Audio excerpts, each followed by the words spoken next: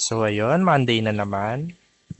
Share ko lang na mabilisan yung daily rotation ko, builds, o yung mga dapat na i-prioritize, and ano pa ba? Settings. Yan, para lalo na sa mga mobile users. So, pagka online ko, ang inuuna ko is etong supplies. Itong anim. Tama ba? 1, 2, 3. Anim. Tapos, kung may gold kayo, ang mga dapat nyong bilhin, syempre, itong dalawang sold out. Itong equipment crafting, kung mahilig naman kayo mag-craft. Pero kung hindi, kahit hindi nyo nakunin yan. Tapos, ito, 60k siya, mako-convert ng 100k silver. 60k na gold to 100k na silver. So, tsaka ito, hindi. Yan. Ito, talent points. Kailangan nyo din yan. Bilhin nyo lagi. And then, ito kasi kinukuha ko, tactical. Depende sa inyo kung kailangan nyo o hindi. Pero kinukuha ko to. Pero kung mas mura dito sa trade, consumables, tapos tactical. Ayan, 7 kasi siya kada isang peraso. Samantalang dun sa store, 5 lang siya. 700 pieces. Weekly. Then, bukod dyan, pagkatapos ko sa store, halimbawa may events, ito, singit din na to. And then, ano pa ba? Punta dito sa market. Raven Shop, ingredients, kukunin nyo yung unique fish bait. Weekly lang din na bibili yan. 20 pieces. Sunod doon, sa combat points. Ang kinukuha ko naman sa combat points, kung alam ko naman din na hindi ako makapagpa-title up sa hold the line. So, hindi ko muna ibibilin to. Pero, bumibili na ako ng sobra nito kung ilan yung, halimbawa, ilan yung need. For example, sa Raven, title up, 14 pieces daw na platinum sa susunod na to. Atong susunod na level. Lagi nyo na titingnan kung ilan yung kailangan. Tapos kapag binili nyo na, kahit itabi nyo lang muna. Yun sa combat points. Tapos, kung halimbawa may reserva na kayo, syempre dito sa materials, kinukuha ko rin tong equipment crafting crate. Syempre tactical. Ito hindi ko na kinukuha to kasi marami ako niyan. 900 pieces pa yung ganyan ko eh. And sa consumable, itong level 5 na repair parts and level 4 kasi may mga level 4 pa akong equipments. So parang hindi ko na kinukuha yung level 5 kasi nasa 999 na yung ganyan ko. Kaya hindi ko na kukunin yan. Ganon din sa assist points. Ayan, tactical, lubricant, radiator. Lagi nyo kukunin yan. Kung maubusan kayo ng ganito, tapos kailangan nyo ng lubricant tsaka radiator, meron yan sa store. Sa gold nyo rin makikita. Itong dalawa. Kinukuha ko din yung dalawang yan. Next, assist points. Ayan, kinukuha ko tong dalawang to kasi nagka-crop ako. So, kailangan ko tong mga to. Itong dalawa hindi na. Pero kung masipag kang mag-gather na mag-gather, di mo na kailangan yan. Maliban siguro dito sa plant fiber and meat. Yan yung mostly needed. Tapos sa consumables, ayan, ganun din. Kinukuha ko to, tong dalawa.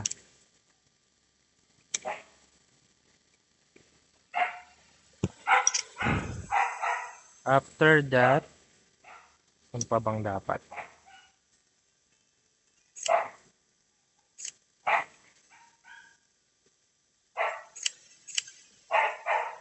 Ayan, weekly, tanim kayo ng rose. Kung wala kayong co-hub o roommate, bilhin nyo to, itanim nyo, ibenta nyo na lang. May bumibili niyan. Gold. Na, ano pa ba?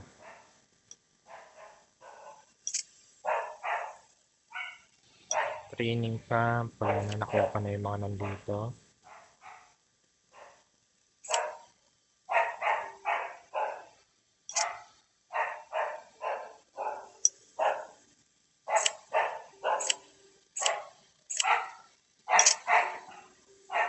Ano pa ba? Kung may body kayo, halimbawa, yung body, 6 na tao, ito, at least tatlo, magkaka-team kayong tatlo, sama-sama kayo sa weekly runs, daily runs, ganyan. May body points yun. Tapos yung body points nyo, ipambili nyo ng, ito kasi monthly kasi to. Ito, ayan yung pinaka-kailangan. Accessory manual. Ipunin nyo lang, kasi yan din yung pinakamahalaga eh. Ano pa ba?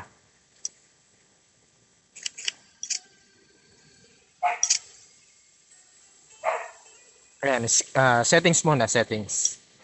Sa settings, baka sa mga sa mga phone user, i-turn off nyo yung fishing vibration kung nagpi-fishing kayo kasi dagdag ano yan, power consume. And ito yung extra consumables. Naka-on siya. Ito yung dalawa. Tapos sa video, kasi ito yung sa akin, standard na to.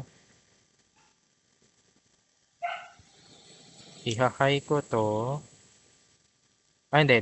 Wait lang. Para sa mga low-end at mid na phone, like for example, mga 8 gig RAM, ganyan, with 128 or 64 gig ng ROM o storage. Ang gagawin nyo, either smooth nyo lang or equalizer yung graphics. And then, lahat to low. Lahat yan. Anti-aliasing dapat standard na naka-off yan. Kasi dagdag render lang siya. Tapos ito, wag nyo ilo-low yung visible players kasi diyan mostly na nangyayari, halimbawa may naglapag ng fish, hindi nyo makita o kandila lang yung nakikita nyo. Kaya ang solusyon naman doon, magte-teleport kayo sa malayo tapos follow kayo kaagad doon sa team leader kung nasan yung fish. Pero sa akin ninahay ko to. Yan na yung standard niyan. Tapos, kung napapangitan kayo sa graphics, ito, pili lang kayo dyan sa alin sa lima. Yung swak sa mata nyo, yung goods naman yung environment, ganun. Diyan nyo siya gagalawin. Additional, sa audio, ito, ilo-low nyo to. Kasi may dagdag siyang power heat, power consume, tsaka nag-overheat, yan, yung phone nyo. Pero sa akin, naka-high na siya talaga dahil, supported naman siya and, ang tawag rito? Hindi naman umiinit yung phone ko. Tapos, i-off nyo yung music, naka-off yung horn, tanggalin nyo yung parang highlight sa box. At ano pa ba? Okay, next. Sa skills, ayan, level 75. Talent ko. Pwede ko pa itaas yan kung tutusin. Ang mga prioritize, number 1 ito, pang PBE. Continuous yung patataasin yan. Ito naman, magandang gamitin yung Molotov sa mga crowd na zombie o kaya sa mga langgam sa Astral. And then, foam bomb, yan. Magandang gamitin sa PvP.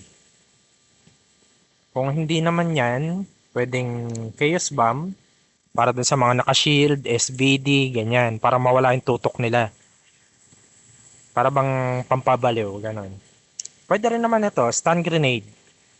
Mas mataas ang level nito, mas matagal yung effect no bulag. At ano pa ba?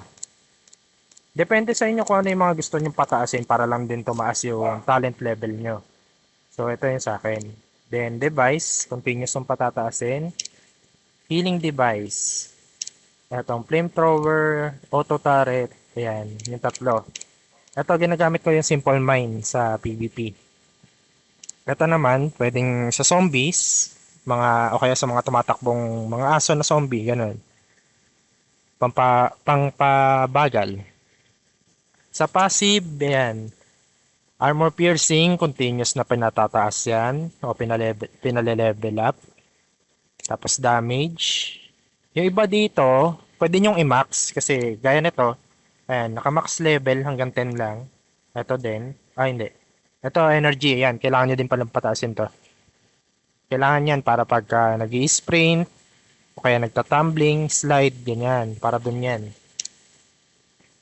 Ito, kahit hindi nyo ginagamit, at least pataasin nyo lang kasi additional rating. Ayan, yung mga nagma-max level. Tapos ito namang medic. Pagka may isa sa teammate mo na down, mas mabilis kang mag-rescue o mag-revive ng kakampi. So, patasin nyo lang yung level niyan. Tapos ito namang fast eater. Kapag gumagamit ka ng medkit, mas mabilis yung niya, yung cooldown. O halimbawa, yung paggamit niya ng medkit. Ang standard nito parang 3 seconds yata. Pero nasa 1 point something na lang ata yung nito or 2 seconds sa akin. Then ito, last stand. Ang purpose naman nito, pag ikaw yung na-down, tapos hindi ka naman pinapansin din ng mga kalaban, so mas matagal kang naka-down lang. Huwag mo i-revive as long as hindi ka naman pinapansin, ganun. Pero depende din sa sitwasyon. Sa akin naman, kung halimbawa din na nakalabas yung drone mo, tapos medic drone yung gamit mo, pwede ka niyang i-revive. Next is sa camp training. Ang continuous mong patataasin dito, syempre ito, HP, critical hit, critical damage, tas yung dalawa sa baba. Damage and damage resistance. Yan. Itong dalawa na to, Barents tsaka durable armor. Level 30 lang siya kasi pang mobs lang naman to, pang PvE. The rest, gawin yung level 30. Yan. Ito ngayon yung focus ko. Damage resistance sa weakness. Ano pa ba? Ayan, kahit gawin yung level 30 yung mga yan. Tapos kapag nakaipon-ipon kayo ulit ng camp contribution o sa for camp training, task nyo lang kung anong bet nyo. Pero ito kahit 30 lang, okay na yan. Tapos, ayan, ito bahala na kayo dito kung ano talaga yung prioritize nyo. Kung pang PvE lang kayo, then PvE dapat yung focus nyo. Unahin yung i-ups dito, yung, ayan, mga critical hit, yung damage. Damage ang unahin nyo, hindi yung max HP, ganun. Piliin nyo lang.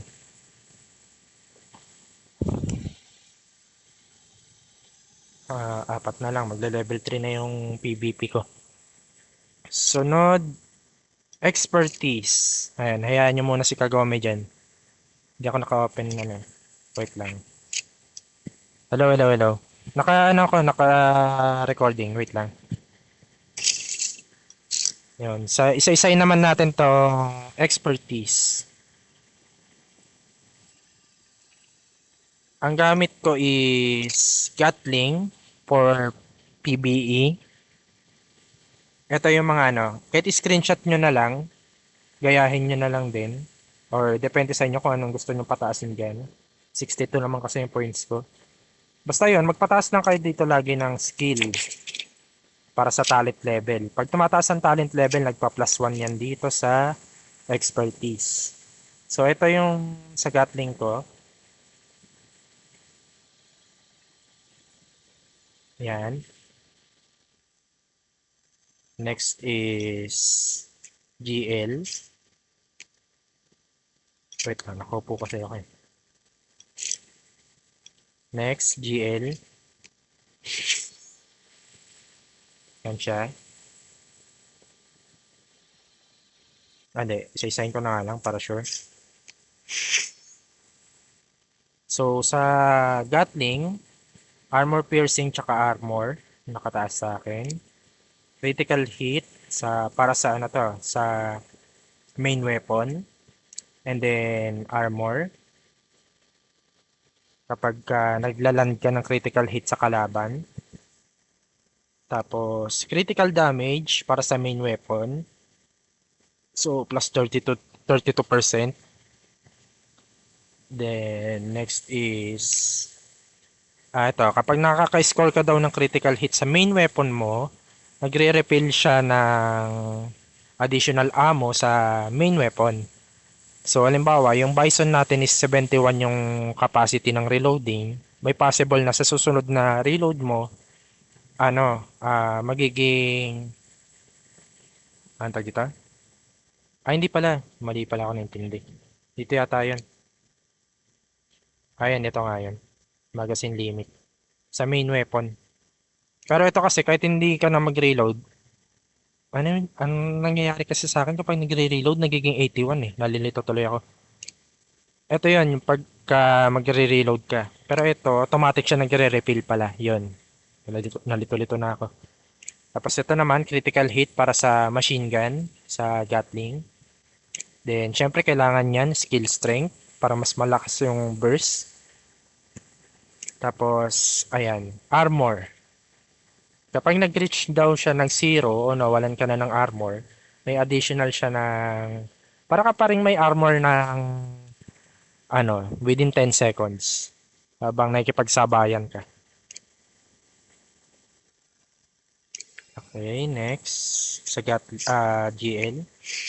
Grenade launcher. Ito. Splash damage. Burning damage. And then, max armor, syempre, pakunat. Then, armor piercing. Pag nakapatay ka daw ng kalaban, gamit ng splash damage, yung endurance o yung tatag ng drone mo is nagtatagal ng additional 7 seconds. Para bang kumukunat din. Tapos, syempre, damage. And restore armor. Skill strength. Ayan, yan yung mga pinataas ko.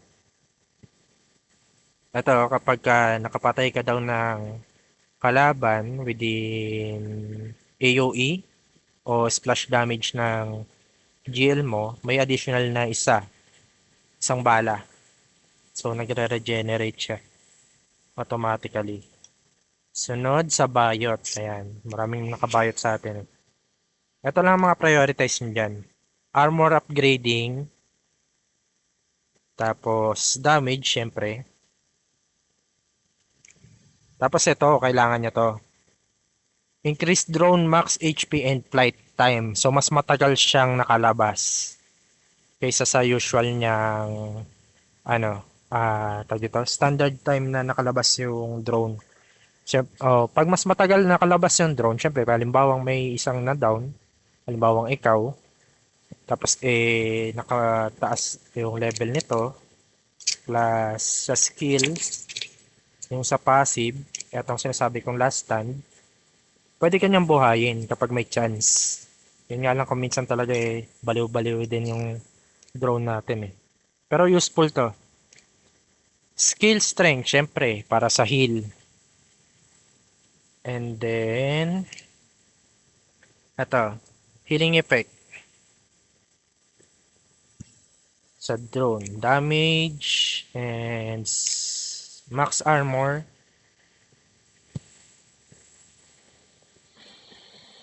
Ano pa ba? Ayun lang. Pwede nyo namang i-screenshot habang pinapanood to. Next, sniper. Ito ang pinakaunang-una kong heavy weapon. Ito ang pinataas ko dito. Weakness, sniper base damage, armor reduce, o parang armor piercing na rin to. Kapag kapag binabanatan din ng drone yung binabanatan mo. Tapos, cooldown reduce sa main weapon ng effect niya. Tapos, ito. Parang katulad dun sa Gatling. Endurance ulit para sa drone. Armor piercing. And restore armor. At ano pa? Damage yan. Yung napansin ko pala kay Cap, hindi niya in-unlock lahat 'to. Lahat ng nandito Cap kahit sabihin nating hindi mo ginagamit, i-unlock mo kasi may additional rating 'yan. Yung iba sa ibang skills mo nakalock pa din. Ano pa ba? Expertise, ito last na 'to. Ito hindi ako sure dito pero hindi kasi ako gumagamit nito eh. Hindi ko talaga ito lang ang hindi ko na-tripan sa lahat ng heavy weapon.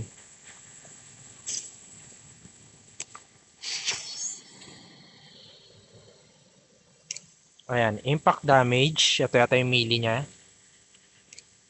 Tapos yung durability ng shield. Ayan, para matagal. Yung mamax niya yan. Tapos ito, armor. Damage reduction dun sa shield. Tapos, syempre, flight time ng drone. Damage to players reduce causing.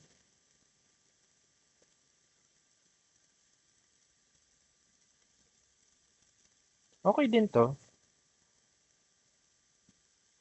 Wingman guard. Armor piercing, syempre kailangan yan.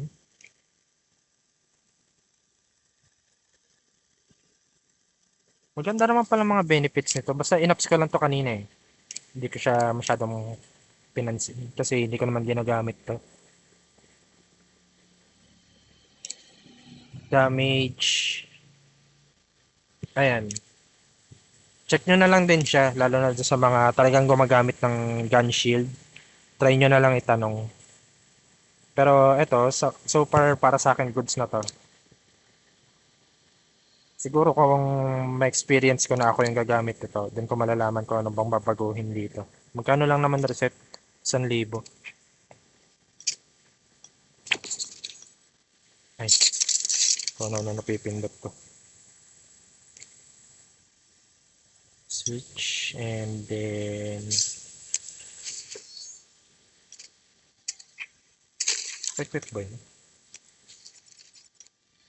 Ay.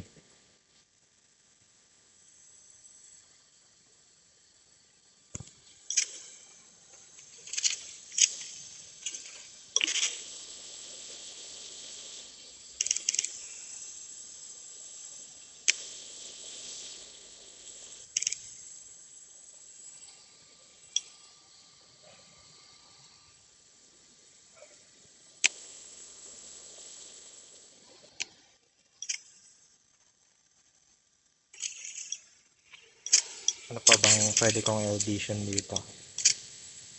Kapag PBE, usually na ginagamit ko lang is eto, flamethrower. Depende din. Kung human naman yung kalaban, ito ginagamit ko. Tapos, eto, grenade. Pinapataas ko lang yung iba dito para dun sa rating. Tsaka sa ano na din, for expertise, yan, talent level.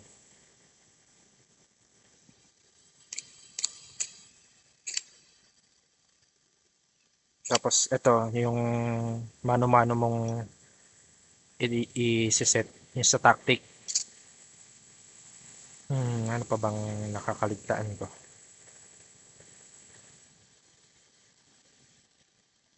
Wait, iniisip ko kung ano pa bang kulang.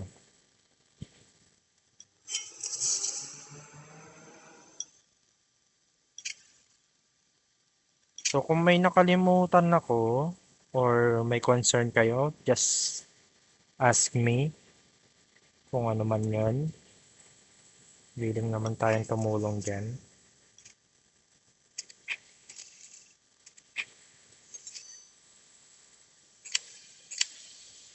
Halos wala na akong gagawin, assist points na lang. Ayun. Special mention para dun sa mga gulong-gulo pa rin hanggang sa ngayon. Ilang buwan nang naglalaro. Yung mga nasa TNML dyan. Ayan kay Cap. Tapos kay Yen na din. Ano pa bang gagawin ko nga? Kalimutan ko.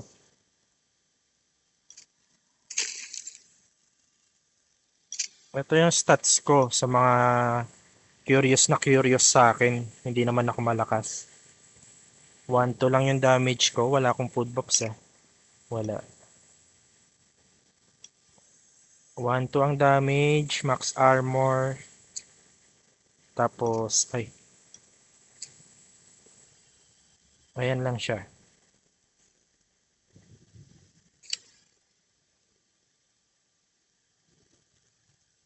Yung jeans ko, level 70 pa rin. Kapag naipataas ko pa to. Siguro mga nasa 50k. 50 plus na siguro rating ko. Drone, konting ayos pa. Modify. Tapos, ano pa ba? Ito yung overall stats ko. Pag naka-Gatling, 84 yung crit damage. Critical hit ko 59. Weakness ko 66, mataas na rin. Armor piercing. Kaya laging armor piercing yung troubadour ko. Tsaka, ayun nga pala. Sa mga hindi pa nagtatanim ng carrots dyan, magtanim kayo. 63 din to. Lutuin nyo to. Binibili yung recipe nito. Carrot pancake. At ito naman yung stats ko kapag naka main weapon. 116 critical damage, 41 yung critical hit. Tapos pag nag-troubadour ng armor piercing, hindi, wag, sige, kahit wag na.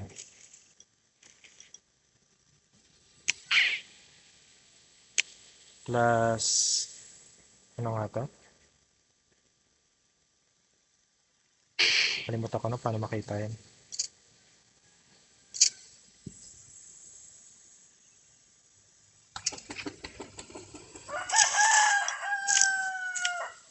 Settings.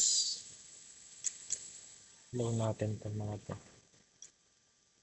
Ba't nakaganyan? Hi. Okay na to.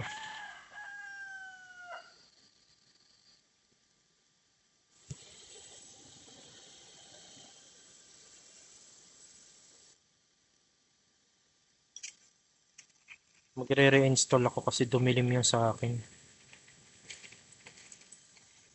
Hindi naman ganito to eh. So, yun lang. Tanong na lang kayo kung may concern pa kayo or what. Feel free to ask.